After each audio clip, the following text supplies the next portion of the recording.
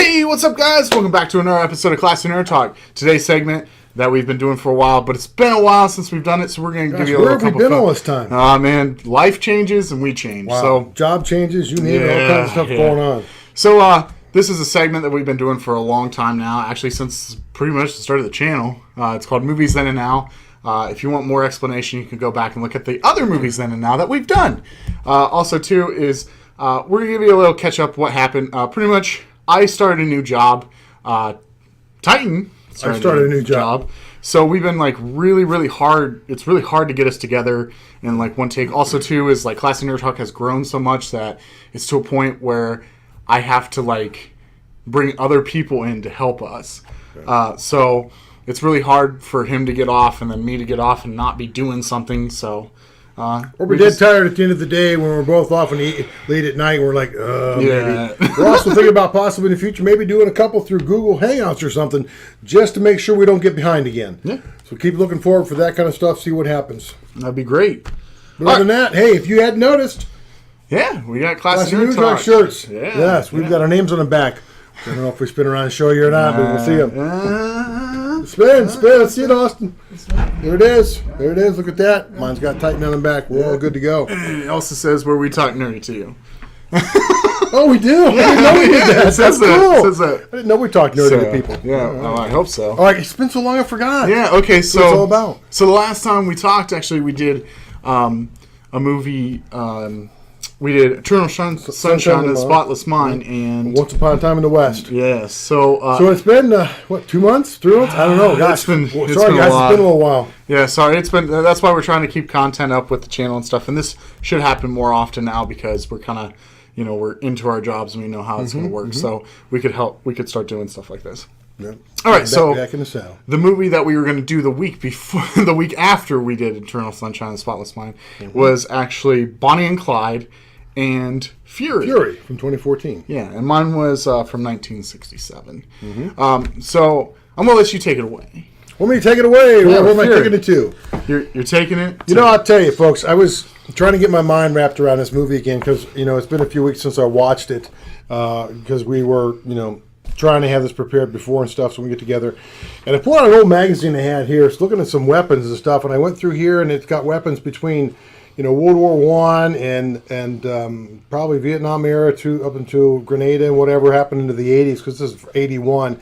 But the problem is, this movie's not about guns like this. Sure, the guys carried some machine guns, but other than that, it's about tanks.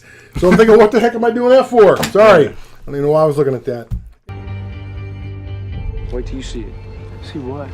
What a man can do to another man. I'm scared. I'm scared too.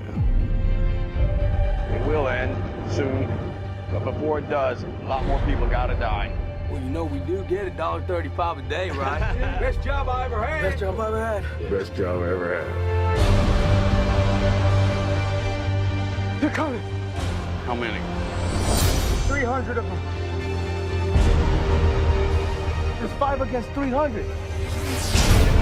Well, you never run before. Why are we gonna run now? We're still in this fight.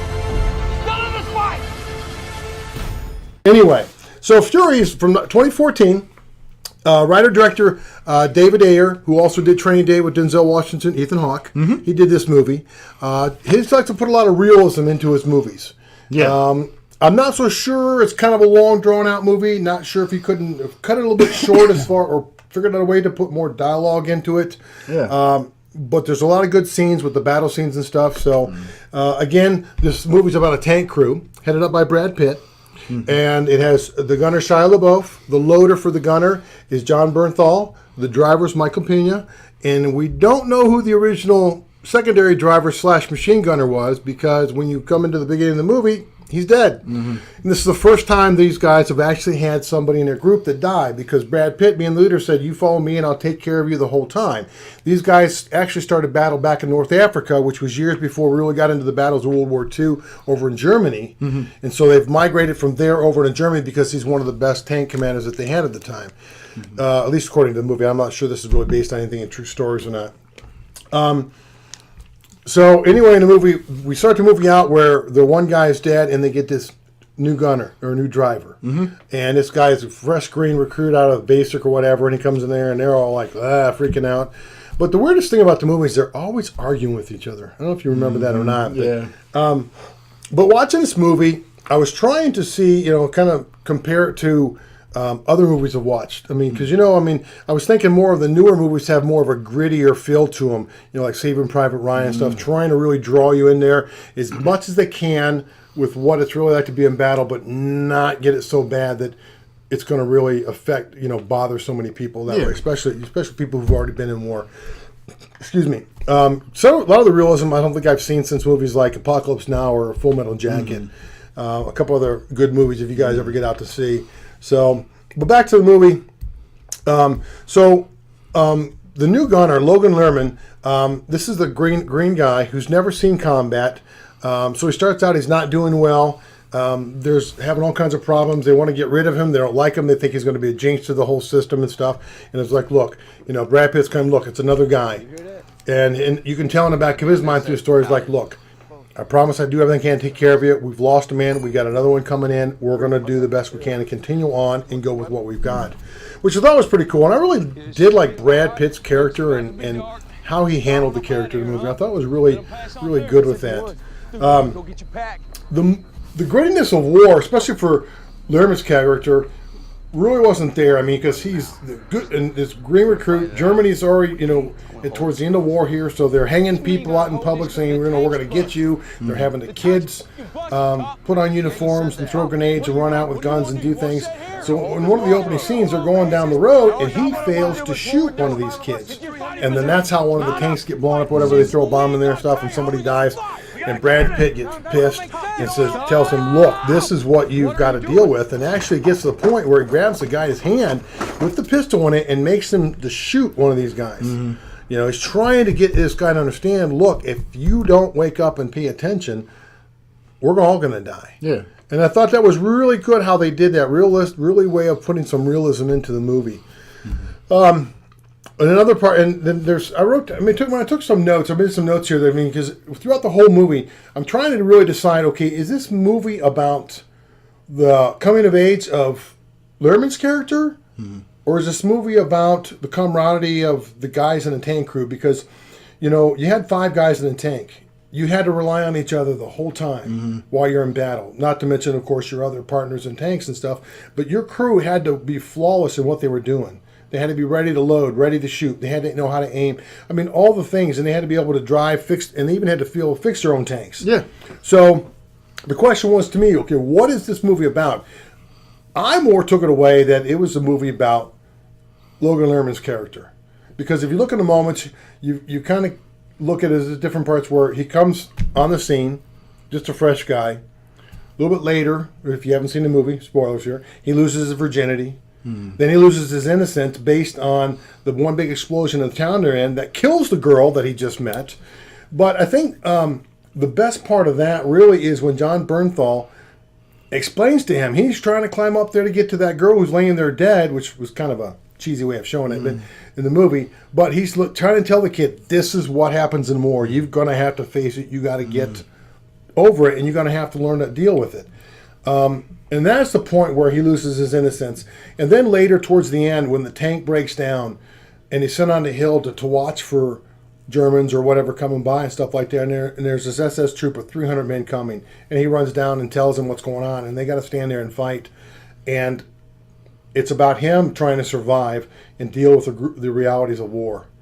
I think the movie really is about him. I think that, to me, and you guys can tell us if you think differently, but to me, that's what it centered on. It was about this one character and how he was, his phases in life. Not sure what you thought about that, but other than that, I thought it was a real good movie. There was a lot. I mean, if people know anything about World War II and the tanks over in Germany, we had the Sherman tanks. Germans had the Panzers, which were a lot bigger, heavier, a lot better armor and stuff. So it took a lot more effort to destroy them. But there was a couple good battle scenes that they had in there where they were fighting the tanks that I thought was very well done. Especially the field battle. Yeah. I thought the field battle was when one shot come across and then they had to get across and around and try to get it before. I think there was the last tank alive after that, wasn't it? Yeah. So, but if you could rate this movie to a scale of 1 to 10, what would you rate it? It's really hard to give movies a 10 because they're really something I would probably want to watch every day. So this would have to be a 9. Really, because, and I mean, when I really like a lot of these war movies, like Saving Private Ryan, We Were Soldiers, that kind of stuff. Because when I was a kid, I liked World War II stuff and the weapons and movies and stuff. I grew up with a lot of that because my dad was in the service and stuff. So we always watched those on TV. But, I think I'd give this a 9. Just based on, not because of the length. If I had to put in the length, I'd probably give it an 8 because it does go a little too long. I did get tired of the arguments all the time. But for a movie, for what it's trying to show and do, I give it a 9. Yeah. I really enjoyed it.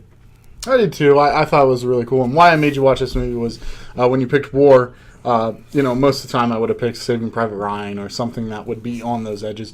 But I really liked Fury. When I first watched Fury, I was just bedazzled. I was just like, wow, this is such a great movie. And then, over top of it, the director that was part of that film. He was really good at directing. Also, the cast was phenomenal because Shia LaBeouf was in it. And actually, fun fact about Shia LaBeouf in that movie was he's a method actor. So he didn't shower for like 3 months. Yeah, can you imagine doing that work with him and then somebody come in there and they just reek and you're not used to that, trying to get because he wanted to be like in that character because so they go like months and years without, they go a couple months without bathing, so he wanted to feel that realistic. Kind of reminds you Dirty Dozen. That's what that reminds me. Yeah, because remember when they got all those bad guys out to do that job and they didn't get showers and they had to cold shave and stuff. That'd be rough. Yep, that's how war is with that. Also, too, is John Bernthal, or I think Bernthal, or whatever how you pronounce his name. I really like him. Bernthal. The first time I ever saw him as an actor was actually Walking Dead. He played Shane. Then he was killed off, and then he actually was in this movie, and I was like, wow. This guy's like leading up to like a big role. Now he's playing the Punisher in the Marvel Netflix series. Okay. So I'm just kind of astonished because he's like that next actor that's really good, and he can play an action actor and he can play a serious actor, and that's what I kind of like when someone does that. They do that and it makes I was gonna say, I think he was in something else too because I remember his face from somewhere. But when I first saw him in his character in the movie, I didn't really care for him. I thought, okay, here's this putz, this jerk, this I don't know whatever you want to call him, but. What really made me turn around my mind for him is that scene when I told you when they dropped that bomb and that building blew up, and Lernethal's trying to climb up the rocks and he's pulling back down. He's like, "That's what I've been trying to," because he was really riding him hard. Yeah, the whole movie, making him just because I don't know if he was really trying to get him to ride him hard to get him to understand what was going on or just to get him to get out of the tank. Yeah. But at that point was a turning point for me in the whole movie because you can see where Lernethal's character is awake now to the realities of it, and Bernthal, he just really pivotal, grabbing him and telling him, man, this is what it is. This is what you got to deal with. Yeah, so that's why I picked that movie. I really like that. The shots, the fighting, and the emotion that was in that movie was really phenomenal. And one of my favorite parts is actually the end battle, because the part where he's laying down underneath the tank, and when one soldier looks at him, and he just kind of turning shaking his head no. Yeah, and he just walks away because it kind of shows that the meaningless of what really was going on was you had a tyrant, which was Hitler, and he was trying to bring Germany out of this depression, and how he did it was just he did it in an evil way, and he killed like a whole bunch of people. So the only way that you could serve him was like serve him or die. Yeah. So that guy kind of understood. He's like, look, I understand, man. Like, and he walked away, and I like that. And they say, whether it was World War II or other wars, the soldiers are doing what they're told, and a lot of them won't. You talk to them later. Some of them have regrets. Some of them just have no feelings about it all because they just did what they were told at the time. They were told this is an enemy. But I've heard countless stories where, in those instances, where somebody's had to make a decision. Do you kill that person? Do you walk away? It's like, look, that's one guy. There's how many troops are left of these German soldiers walking around? It's no threat. Let's just walk. Let's just go. Yeah. So overall, you like the movie. That's great. I'm actually kind of shocked that you gave it a 9. Most people that watch this film give it like a 7. Really? They don't really give it like a hard 9. I recommend that it's a hard 9. Just because I like the director and how he directs things. Yeah, I mean, like I said, if I really wanted to get picky on it and deal with, again, I think he could have done. I mean, as good as the battle scenes are, if he had done a little more work with the dialogue and make it probably 20 minutes shorter, I mean, it would be a solid 9 on every aspect and probably even close to a 10 in my book because just the way it was done. And I had a fascination with tanks growing up too. So that really, I mean, when you mentioned it, I thought, hey, I haven't seen it. That drew me right in, and I superbly enjoyed it. So it was a great tank movie. In my opinion. It was. Okay. It was. So moving on, I picked the genre of, I think it was crime. Oh. I think it was crime. Gangster. Well, Crime, What notes do we have there? So Figure them out. it's been a while, so we have to look back on our notes. So he made me watch Bonnie and Clyde 1967. But almost before they knew it, with the giggles still in their ears, they had bloodied up 4 states.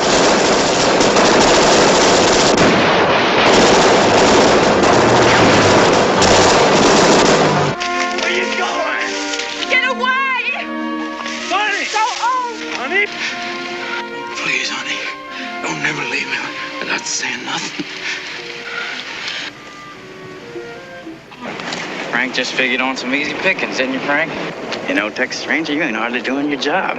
You ought to be home protecting the rights of poor folk, not out chasing after us. I know, but go take a look. What do you want to do with him then? Hang him. I don't know. Take his picture. And then everybody's going to see Captain Frank Hammer of the Texas Rangers with the Barra Gang. Now, we are just about the friendliest folks you would ever want to meet. Hey, Buck. Yeah. Get the Kodak.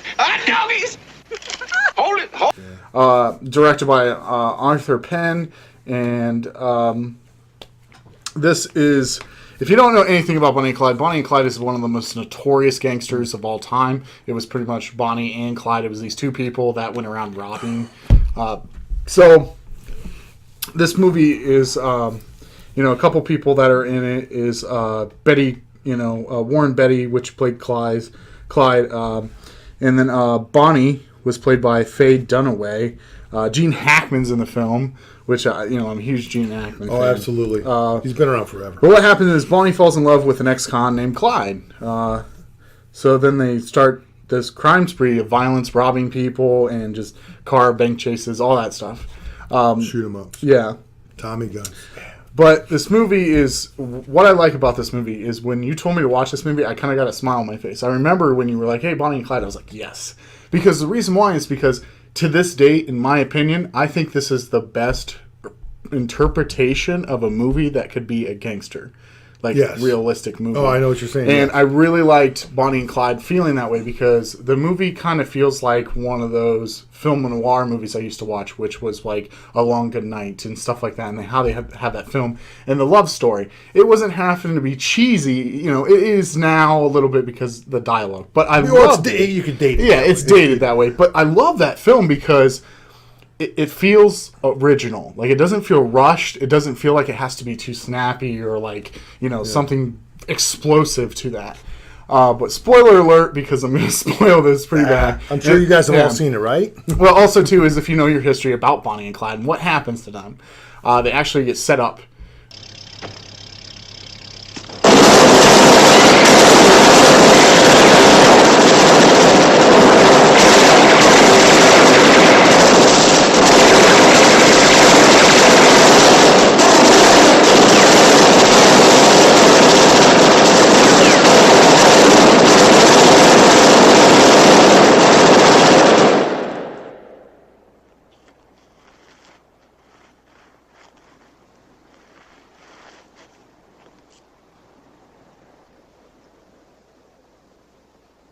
By I think the Texas Rangers, or it was like the FBI or something. Yeah, I haven't watched this film in a while. Well, it's been like a couple months, but a few years for me.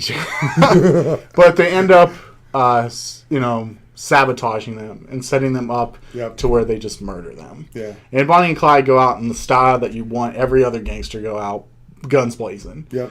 So they end up dying and stuff. So that's actually the end of the film. But what I liked about this film was all the cool snippets that I've learned, like the trivia that they had on IMDb when I was looking up actors' names and the year and everything came out. Frank Hammer, which is the guy that Gene Hackman plays, in the movie. And Gene Wilder's in it, too. I forgot Gene Wilder. Oh, yeah, was in that's it. right. But Gene Hackman plays Frank Hammer, which is the private detective, the detective that brings down Bonnie and Clyde. Yeah, the one's been going after. Yeah, like the ranger or whatever. But what's cool is Frank Hammer was actually on set through the whole movie. The real Frank Hammer. Oh, okay. So what's really funny is Gene Hackman was wearing a hat, and Frank Hammer was like, I wouldn't wear a hat like that. And Gene Hackman looks behind him, he's like, who are you? And he's like, I'm Frank Hammer. He's like, oh. So he kind of was like, wow, that's pretty cool. Yeah. What's really cool is all the cars in that movie are from a private collection. Like, someone that was a private owner brought all those cars to the set so they could film. So those are from and restored by a private owner. Wow. So it was really cool about that. It influenced a lot of like TV shows later on. Dukes of Hazzard was very influenced by Bonnie and Clyde, the movie. Uncle Jesse and all them. There's characters that kind of reveal that. But also, too, is some of the gangsters that were around that time was like Al Capone, Pretty Boy Floyd, just a whole bunch of slew of gangsters, because this is back when Prohibition was happening and stuff. Yeah. But the movie itself, I really, really love this movie. So if I'm going to rate it through a 1 through 10, I'm going to give it a 10. Yeah. And why I give it a 10? Because it's one of those movies I could sit down and be like, I'm going to watch this movie. I'm going to watch it again. Yeah. If someone's like, hey, do you want to watch Bonnie and Clyde? I'm going to be like, what's the other option? And they'll be like, well, it's this. We're watching Bonnie and Clyde. I like that movie. There's not many more options you can say ahead of that to watch. So I actually put it up on high on like one of my top gangster films. Unless you're going to watch the Untouchables TV series. Let's stop that. That might be, let's do both. Yeah. So next time we're going to be doing our movies in and out. We are actually going to be doing the movies. I picked film noir. Oh, yeah. And I picked the movie for you to watch called Moonrise from 1948. Remember, I have a big span area of movies to go through. Now, granted, even though yours is a smaller span, there's a lot that I haven't seen, which is nice because you pull these movies out. For example, this week for Fury, I haven't seen it, so it's great since I have all these in my past growing up, but yet now I can just add to my collection of my mind. You also have to realize it took a lot of money to make movies back then, and it took a lot of time. This Hollywood craps out a lot of movies a lot. So we're not going to go For an example for that is because I picked martial arts, and he gave me Unleashed, 2005 with Jackie Chan and Morgan Freeman. Unleashed. It sounds like it might be one of the ones he's saying that the Hollywood's crapping out. And Hopkins. Bob Hoskins. Bob Hoskins, yeah. Hoskins, yes. The guy that played the detective in Roger Rabbit. Yes. One of my brother's favorite movies. Yeah. So... Yeah, so next week we'll be doing that, and we'll come back with you with another video about it. Sounds great. Just remember, stay classy.